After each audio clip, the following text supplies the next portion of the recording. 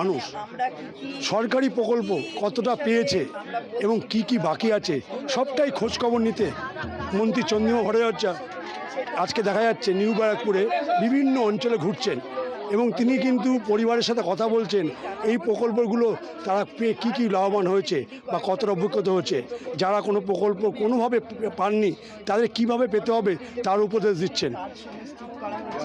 সেগুলো এটার মধ্যে আছে, একটু পড়ে নিও। আর এটা হচ্ছে লক্ষ্মীর ভাণ্ডারের একটা, রোজ দেখবে কারণ তুমি লক্ষ্মী। আর এটা একটা তোমার জরুরি কাগজ টাগজ যা আছে এর ভেতরে রাখবে, ঠিক আছে? আপনাদের বিভিন্ন জায়গায় ঘুরলেন, কি মনে হচ্ছে যে লক্ষ্মী ভাণ্ডার সবাই কি পেয়েছে? লক্ষ্মীর ভাণ্ডার সবাই পেয়েছে।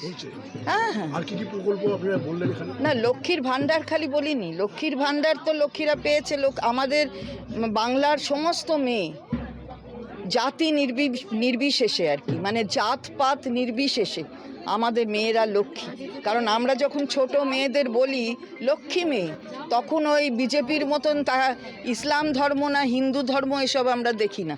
মায়ের কাছে এই আঁচলে, মায়ের আঁচল, এই যে আঁচলটা আছে না মায়ের, এই আঁচলের তলায় সমস্ত ধর্মের মানুষই থাকে। তার স্নেহ কোনো দিন বদল হয় না, রদবদল অদল বদল এসব হয় না। ভাণ্ডারের বৃদ্ধি সহ যা যা করেছেন সেটা খুব ছোট করে, আমাদের সরকারের কাজটা কিন্তু মানুষ জানেন, সুতরাং খুব ছোট করে দেয়া আছে।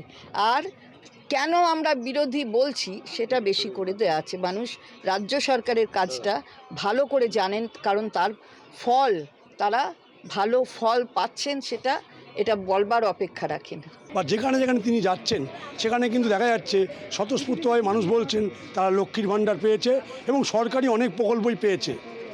আমার শহর নিউ ব্যারাকপুর থেকে ভক্তি দে, কলকাতা টিভি।